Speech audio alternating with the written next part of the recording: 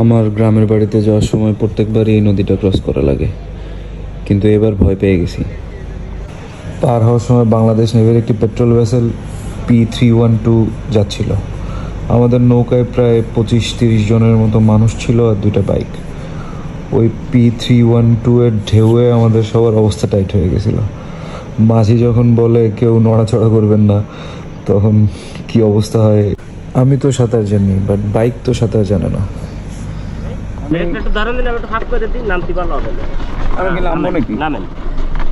সেটাই করছি। হ্যাঁ, ব্রেক।